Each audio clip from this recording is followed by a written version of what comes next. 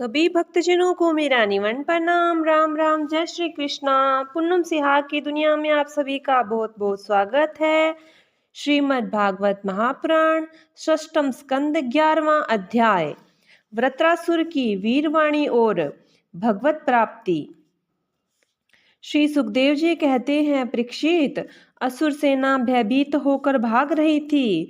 उसके सैनिक इतने अचेत हो रहे थे कि उन्होंने अपने स्वामी के धर्मानुकूल वचनों पर भी ध्यान न दिया। वृत्रासुर ने देखा कि समय की अनुकूलता के कारण देवता लोग असुरों की सेना को खदेड़ रहे हैं और वह इस प्रकार छिन्न भिन्न हो रही है मानो बिना नायक की हो। राजन, यह देखकर वृत्रासुर असहिष्णुता और क्रोध के मारे तिलमिला उठा।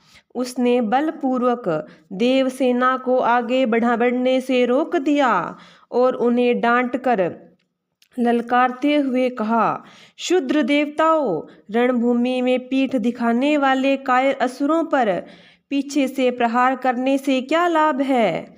ये लोग तो अपने माँ बाप के मलमूत्र हैं, परंतु अपने को शूरवीर मानने वाले तुम्हारे जैसे पुरुषों के लिए भी तो डरपोकों को मारना कोई प्रशंसा की बात नहीं है, और न इससे तुम्हें स्वर्ग ही मिल सकता है। यदि तुम्हारे मन में शुद्ध करने की शक्ति और उत्साह है तथा अब जीवित रहकर विषय सुख भोगने की लालसा नहीं है, तो क्षण भर मेरे सामने डट जाओ और युद्ध का मजा चख लो।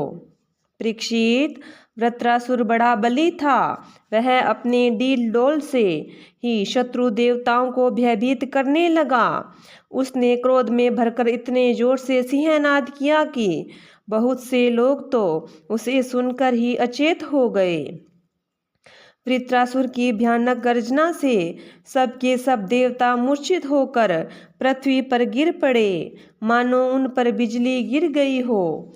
अब जैसे मदोन्मत्त गजराज नरकट का वन रोंद डालता है, वैसे ही रणबांकुरा वृत्रासुर हाथ में त्रिशूल लेकर भय से नेत्र बंद किए पड़ी हुई देवसेना को पैरों से कुचलने लगा। उसके वेग से धरती डगमगाने लगी। वज्रपाणी देवराज इंद्र उसकी यह करतूत सह न सके। जब वह उसकी ओर झपटा, तब उन्होंने और भी चिढ़कर अपने शत्रु पर एक बहुत बड़ी गदा चलाई। अभी वह ऐसी गदा वृत्रासुर के पास पहुंची भी न थी कि उसने खेल ही खेल में बाएं हाथ से उसे पकड़ लिया। राजन, परम पराक्रमी वृत्रासुर ने क्रोध से आग बबूला होकर उसी गदा से इंद्र के वाहन ऐरावत के सिर पर बड़े जोर से गरजते हुए प्रहार किया। उसके इस कार्य की सभी लोग बड़ी प्रशंसा करने लगे। वृत्रासुर की गदा के आघात से ऐरावत हाथी वज्रहत्ता पर्वत के समान तिलमिला उठा। सिर फट जाने से वह अत्यंत व्याकुल हो गया और खून उगलता हुआ इंद्र को लिए हुए ही 28 हाथ पीछे हट गया। देवराज इंद्र अपने वाहन ऐरावत के मूर्छित हो जाने से स्वयं भी विषादग्रस्त हो गए। यह देखकर युद्ध धर्म के मर्मज्ञ वृत्रासुर ने उनके ऊपर फिर से गदा नहीं चलाई। अब तक इंद्र ने अपने अमृत स्त्रावी हाथ के स्पर्श से घायल ऐरावत की व्यथा मिटा दी और वे फिर रणभूमि में आ डटे। परीक्षित, जब वृत्रासुर ने देखा कि मेरे भाई विश्वरूप का वध करने वाला शत्रु इंद्र युद्ध के लिए हाथ में वज्र लेकर फिर सामने आ गया है, तब उसने उस क्रूर पाप कर्म का स्मरण हो आया और वह शोक और मोह से युक्त हो हंसता हुआ उनसे कहने लगा। वृत्रासुर बोला, आज मेरे लिए बड़े सौभाग्य का दिन है कि तुम्हारे जैसा शत्रु, जिसने विश्वरूप के रूप में ब्राह्मण अपने गुरु और अपने भाई की हत्या की है, मेरे सामने खड़ा है। अरे दुष्ट, अब शीघ्र से शीघ्र मैं तेरे पत्थर के समान कठोर हृदय को अपने शूल से विदीर्ण करके भाई से ऋण उऋण होऊंगा, भाई से उऋण होऊंगा। आहा, यह मेरे लिए कैसे आनंद की बात होगी। इंद्र, तूने मेरे आत्मवेता और निष्पाप भाई, बड़े भाई के, जो ब्राह्मण होने के साथ ही यज्ञ में दीक्षित और तुम्हारा गुरु था, विश्वास दिलाकर तलवार से तीनों सिर उतार दिए। ठीक वैसे ही जैसे स्वर्गकामी निर्दय मनुष्य यज्ञ में पशु का सिर काट डालता है। दया, लज्जा, लक्ष्मी और कीर्ति तुझे छोड़ चुकी है। तूने ऐसे ऐसे नीच कर्म किए हैं जिनकी निंदा मनुष्यों की तो बात ही क्या, राक्षस तक करते हैं। आज मेरे त्रिशूल से तेरा शरीर टूक टूक हो जाएगा। बड़े कष्ट से तेरी मृत्यु होगी। तेरे जैसे पापी को आग भी नहीं जलाएगी। तुझे तो गीध नोच नोच कर खाएंगे। ये अज्ञानी देवता तेरे जैसे नीच और क्रूर अनुयायी बनकर मुझ पर शस्त्रों से प्रहार कर रहे हैं। मैं अपने तीखे त्रिशूल से उनकी गर्दन काट डालूंगा और उनके द्वारा गणों के सहित भैरव आदि भूतनाथों को बलि चढ़ाऊंगा। वीर इंद्र, यह भी संभव है कि तू मेरी सेना से छिन्न भिन्न करके अपने वज्र से मेरा सिर काट डाले। तब भी तो मैं अपने शरीर की बलि पशु पक्षियों को समर्पित करके कर्म बंधन से मुक्त हो महापुरुषों की चरण रज का आश्रय ग्रहण करूंगा। जिस लोक में महापुरुष जाते हैं वहां पहुंच जाऊंगा। देवराज, मैं तेरे सामने खड़ा हूँ, तेरा शत्रु हूँ। अब तू मुझ पर अपना अमोघ वज्र क्यों नहीं छोड़ता। तू यह संदेह न कर कि जैसे तेरी गदा निष्फल हो गई, कृपण पुरुष से की गई याचना के समान यह वज्र भी वैसे ही निष्फल हो जाएगा। इंद्र, तेरा यह वज्र श्री हरि के तेज और दधीचि ऋषि की तपस्या से सर्वशक्तिमान हो गया है। विष्णु भगवान ने मुझे मारने के लिए तुझे आज्ञा भी दी है, इसलिए अब तू उसी वज्र से मुझे मार डाल। क्योंकि जिस पक्ष में भगवान श्री हरि हैं उधर ही विजय, लक्ष्मी और सारे गुण निवास करते हैं। देवराज, देवराज, भगवान संकर्षण के आज्ञा अनुसार मैं अपने मन को उनके चरणों में लीन कर दूंगा। तेरे वज्र का वेग मुझे नहीं मेरे विषय भोग रूप फंदे को काट डालेगा और मैं शरीर त्याग कर मुनिजनोचित गति प्राप्त करूंगा। जो पुरुष भगवान से अनन्य प्रेम करते हैं उनके निज जन हैं। उन्हें वे स्वर्ग, पृथ्वी तथा रसातल की संपत्तियां नहीं देते, क्योंकि उनसे परमानंद की उपलब्धि तो होती नहीं। उल्टे द्वेष, उद्वेग, अभिमान, मानसिक पीड़ा, कलह, दुख और परिश्रम ही हाथ लगते हैं। इंद्र, हमारे स्वामी अपने भक्त के अर्थ, धर्म और काम संबंधी प्रयास को व्यर्थ कर दिया करते हैं। और सच पूछो तो इसी से भगवान की कृपा का अनुमान होता है, क्योंकि उनका ऐसा कृपा प्रसाद अंकिंचन भक्तों के लिए ही अनुभव गम्य है, दूसरों के लिए तो अत्यंत दुर्लभ ही है।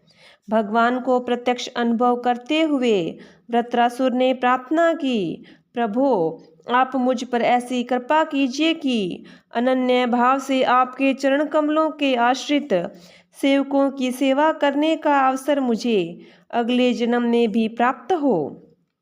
प्राणवल्लभ, मेरा मन आपके मंगलमय गुणों का स्मरण करता रहे, मेरी वाणी उन्हीं का गान करे और शरीर आपकी सेवा में संलग्न रहे।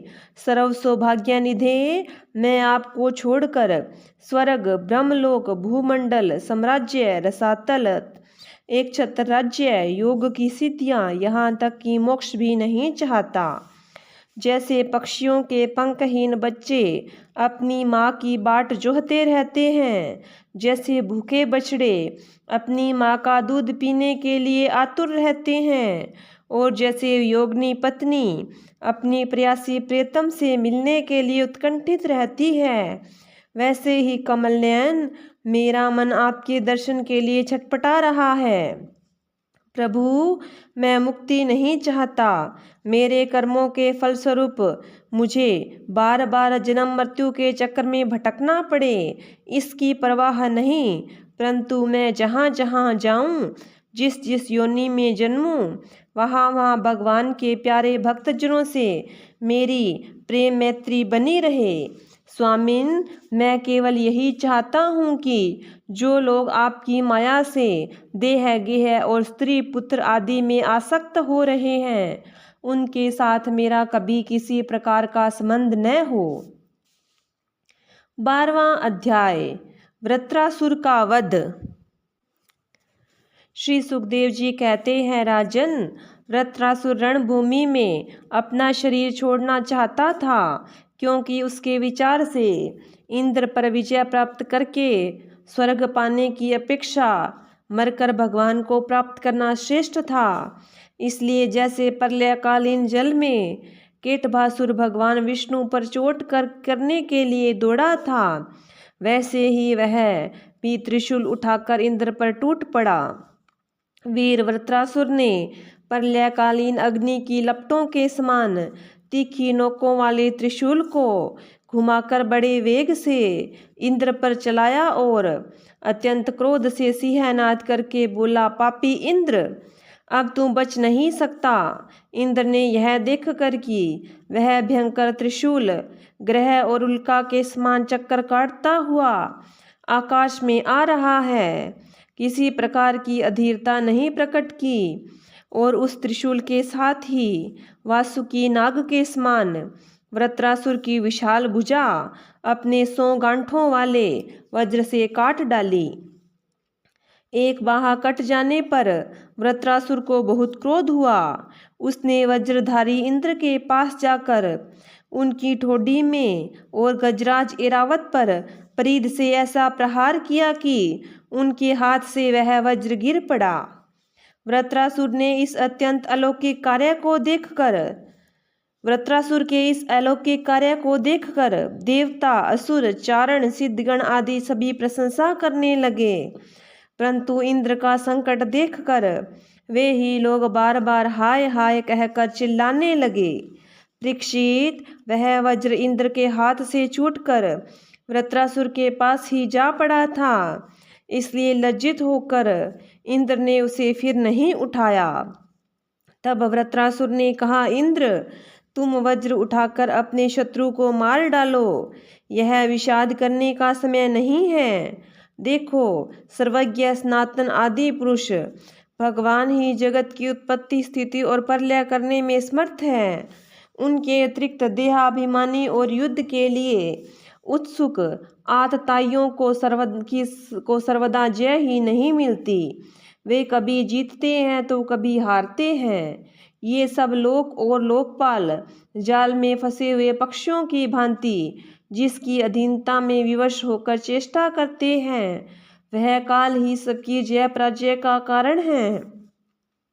वही काल मनुष्य के मनोबल, इंद्रिय बल, शरीर बल, प्राण, जीवन और मृत्यु के रूप में स्थित है। मनुष्य उसे न जानकर जड़ शरीर को जय पराजय का आदि का कारण समझता है। इंद्र जैसे काठ की पुतली और यंत्र के हिरण नाचाने वाले के हाथ में होते हैं, वैसे ही तुम समस्त प्राणियों को भगवान के अधीन समझो।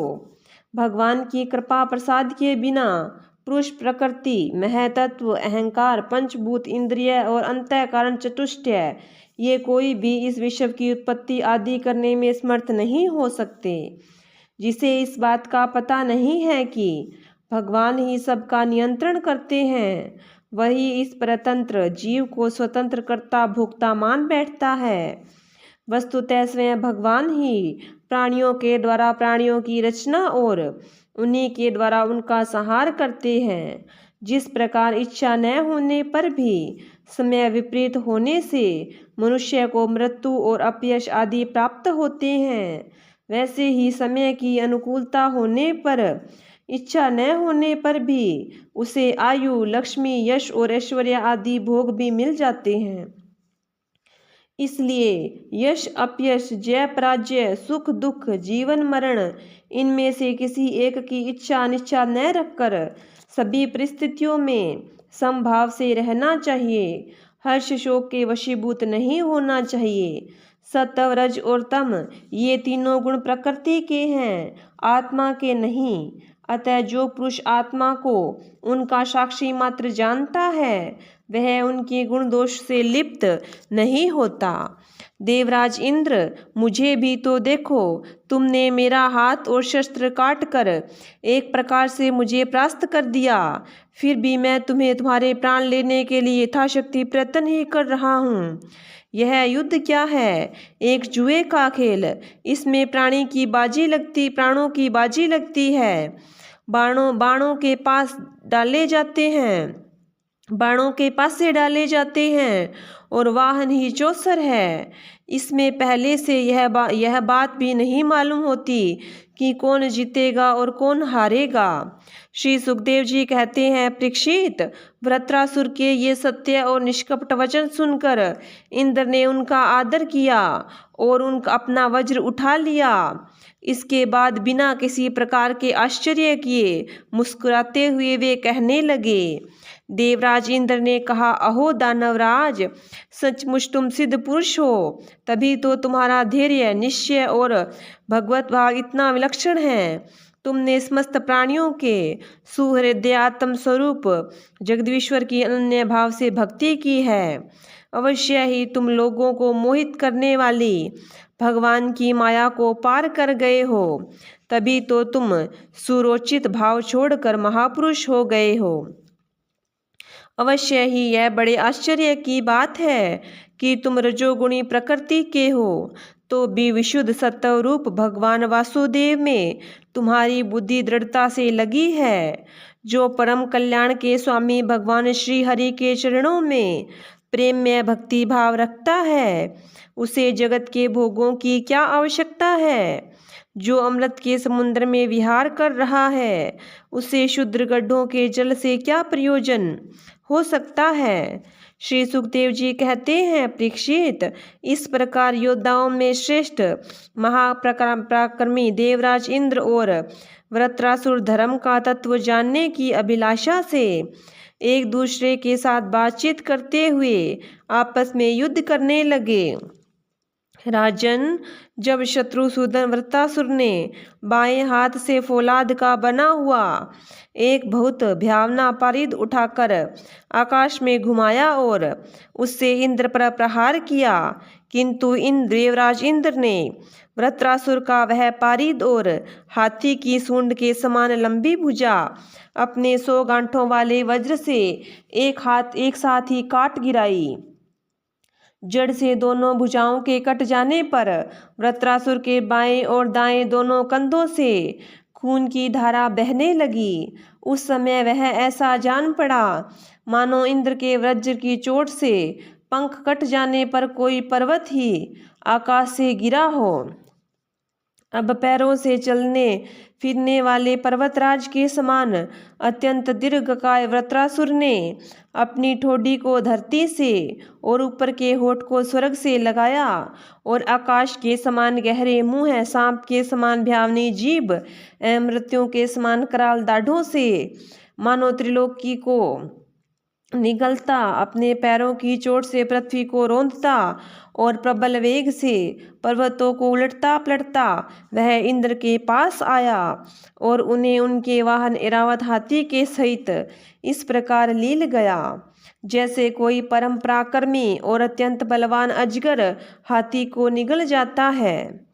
प्रजापतियों और महर्षियों के साथ देवताओं ने जब देखा कि वृत्रासुर इंद्र को निगल गया, तब तो वे अत्यंत दुखी हो गए तथा हाय हाय बड़ा अनर्थ हो गया यूँ कहकर विलाप करने लगे। बलदैत्य का संहार करने वाले देवराज इंद्र ने महापुरुष विद्या नारायण कवच से अपने को सुरक्षित कर रखा था और उनके पास योग माया का बल था ही। इसलिए वृत्रासुर के निगल जाने पर उसके पेट में पहुंचकर भी वे मरे नहीं। उन्होंने अपने वज्र से उनकी कोख फाड़ डाली और उनके पेट से निकलकर बड़े वेग से उसका पर्वत शिखर के समान ऊंचा सिर काट डाला। सूर्य आदि ग्रहों की उत्तरायण दक्षिणायन रूप गति में जितना समय लगता है, उतने दिनों में अर्थात 1 वर्ष में वृत्रवध का योग उपस्थित होने पर घूमते हुए उस तीव्र वेगशाली वज्र ने उसकी गर्दन को सब ओर से काटकर भूमि पर गिरा दिया। उस समय आकाश में दुदुम्बियां बजने लगी। महर्षियों के साथ गंधर्व सिद्ध आदि व्रतघाती इंद्र का पराक्रम सूचित करने वाले मंत्रों से उनकी स्तुति करके बड़े आनंद के साथ उन पर पुष्पों की वर्षा करने लगे। शत्रु दमन परीक्षित, उस समय वृत्रासुर के शरीर से उसकी आत्म ज्योति बाहर निकली और इंद्र आदि सब लोगों को देखते देखते सर्वलोकातीत भगवान के स्वरूप में लीन हो गई। 13वां अध्याय, इंद्र पर ब्रह्म हत्या का आक्रमण। श्री सुखदेव जी कहते हैं, महादानी परीक्षित, वृत्रासुर की मृत्यु से इंद्र के अतिरिक्त तीनों लोक और लोकपाल तत्क्षण परम प्रसन्न हो गए। उनका भय, उनकी चिंता जाती रही। युद्ध समाप्त होने पर देवता, ऋषि, पितृ, भूत, दैत्य और देवताओं के अनुचर गंधर्व आदि इंद्र से बिना पूछे ही अपने अपने लोक को लौट गए। इसके पश्चात ब्रह्मा, शंकर और इंद्र आदि भी चले गए। राजा परीक्षित ने पूछा, भगवन, मैं देवराज इंद्र की अप्रसन्नता का कारण सुनना चाहता हूँ। जब वृत्रासुर के वध से सभी देवता सुखी हुए, तब इंद्र को दुख होने का क्या कारण था? श्री सुखदेव जी ने कहा, परीक्षित, जब वृत्रासुर के पराक्रम से सभी देवता और महर्षि अत्यंत भयभीत हो गए, तब उन लोगों ने उसके वध के लिए इंद्र से प्रार्थना की, परंतु वे ब्रह्म हत्या के भय से उसे मारना नहीं चाहते थे। देवराज इंद्र ने उन लोगों से कहा, देवताओं और ऋषियों, मुझे विश्व रूप के वध से जो ब्रह्म हत्या लगी थी, उसे तो स्त्री, पृथ्वी, जल और वृक्षों ने कृपा करके बांट लिया। अब यदि मैं वृत्र का वध करूं, तो उसकी हत्या से मेरा छुटकारा कैसे होगा? श्री सुखदेव जी कहते हैं, देवराज इंद्र की बात सुनकर ऋषियों ने उनसे कहा, देवराज, तुम्हारा कल्याण हो, तुम तनिक भी भय मत करो, क्योंकि हम अश्वमेध यज्ञ कराकर तुम्हें सारे पापों से मुक्त कर देंगे। अश्वमेध यज्ञ के द्वारा सबके अंतर्यामी सर्वशक्तिमान परमात्मा नारायण देव की आराधना करके तुम संपूर्ण जगत का वध करने से पाप से मुक्त हो सकोगे। फिर वृत्रासुर की वध की तो बात ही क्या है। देवराज, भगवान के नाम कीर्तन मात्र से ब्राह्मण, पिता, गौ माता, आचार्य आदि की हत्या करने वाले महापापी, कुत्तों का मांस खाने वाले चंडाल और कसाई भी शुद्ध हो जाते हैं। हम लोग अश्वमेध नामक महायज्ञ का अनुष्ठान करेंगे। उसके द्वारा श्रद्धा पूर्वक भगवान की आराधना करके तुम ब्रह्मा पर्यंत समस्त चराचर जगत की हत्या के भी पाप से लिप्त नहीं होगे। फिर इस दुष्ट को दंड देने के पास पाप से छूटने की तो बात ही क्या है। श्री सुखदेव जी कहते हैं, परीक्षित, इस प्रकार ब्राह्मणों से प्रेरणा प्राप्त करके देवराज इंद्र ने वृत्रासुर का वध किया था। अब उसके मारे जाने पर ब्रह्म हत्या इंद्र के पास आई। उसके कारण इंद्र को बड़ा क्लेश, बड़ी जलन सहनी पड़ी। उन्हें एक क्षण के लिए भी चैन नहीं पड़ता था। सच है, जब किसी संकोची सज्जन पर कलंक लग जाता है, तब उसके धैर्य आदि गुण भी उसे सुखी नहीं कर पाते। देवराज इंद्र ने देखा कि ब्रह्म हत्या साक्षात चंडाली के समान उसके पीछे पीछे दौड़ी आ रही है। बुढ़ापे के कारण उसके सारे अंग कांप रहे हैं और क्षय रोग उसे सता रहा है। उसके सारे वस्त्र खून से लथपथ हो गए हैं। वह अपने सफ़ेद सफ़ेद बालों को बिखेरे ठहर जा इस प्रकार चिल्लाती आ रही है। उसके श्वास के साथ मछली की सी दुर्गंध आ रही है, जिसके कारण मार्ग भी दूषित होता जा रहा है। राजन, देवराज इंद्र उसके भय से दिशाओं और आकाश में भागते फिरे। अंत में कहीं भी शरण न मिलने के कारण उन्होंने पूर्व और उत्तर के कोनों में स्थित मानसरोवर में शीघ्रता से प्रवेश किया। देवराज इंद्र मानसरोवर के कमलों के तंतुओं में 1000 वर्ष तक छिपकर निवास करते रहे और सोचते रहे कि ब्रह्म हत्या से मेरा छुटकारा कैसे होगा। इतने दिनों तक उन्हें भोजन के लिए किसी प्रकार की सामग्री न मिल सकी, क्योंकि वे अग्नि देवता के मुख से भोजन करते हैं और अग्नि देवता जल के भीतर कमल तंतुओं में जा नहीं सकते।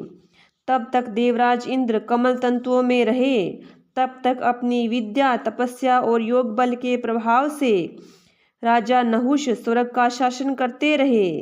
परंतु जब उन्होंने संपत्ति और ऐश्वर्य के मद में अंधे होकर इंद्र पत्नी सची के साथ अनाचार करना चाहा, तब सची ने उनसे ऋषियों का अपराध करवाकर उन्हें शाप दिला दिया। इससे वे सांप हो गए।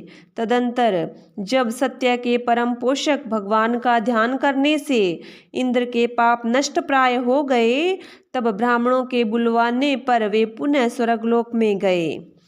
कमलवन विहारिणी विष्णु पत्नी लक्ष्मी जी इंद्र की रक्षा कर रही थी और पूर्वोत्तर दिशा के अधिपति रुद्र ने पाप को पहले ही निस्तेज कर दिया था, जिससे वह इंद्र पर आक्रमण नहीं कर सका। परीक्षित, इंद्र के स्वर्ग में आ जाने पर ब्रह्म ऋषियों ने वहां आकर भगवान की आराधना के लिए इंद्र को अश्वमेध यज्ञ की दीक्षा दी। उनसे अश्वमेध यज्ञ करवाया।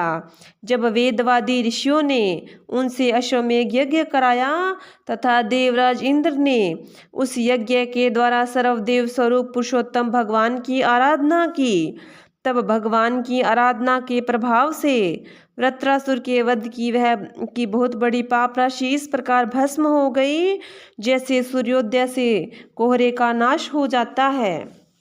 जब मरीचि और मुनीश्वरों ने उनसे विधि पूर्वक अश्वमेध यज्ञ कराया, तब उनके द्वारा सनातन पुरुष यज्ञपति भगवान की आराधना करके इंद्र सब पापों से छूट गए और पूर्वत फिर पूजनीय हो गए। परीक्षित, इस श्रेष्ठ आख्यान से इंद्र की विजय, उसकी पापों से मुक्ति और भगवान के प्यारे भक्त वृत्रासुर का वर्णन हुआ है। इसमें तीर्थों को भी तीर्थ बनाने वाले भगवान के अनुग्रह आदि गुणों का संकीर्तन है। यह सारे पापों को धो बहाता है और भक्ति को बढ़ाता है। बुद्धिमान पुरुषों को चाहिए कि वे इस इंद्र संबंधी आख्यान को सदा सर्वदा पढ़े और सुने। विशेषतः पर्वों के अवसर पर तो अवश्य ही इसका सेवन करें। यह धन और यश को बढ़ाता है, सारे पापों को छुड़ाता है, शत्रु पर विजय प्राप्त कराता है तथा आयु और मंगल की अभिवृद्धि करता है। श्रीमद् भागवत महापुराण षष्ठम स्कंद 13वां अध्याय समाप्त। बोलिए विष्णु भगवान की जय हो। बोलिए कृष्ण भगवान की जय हो।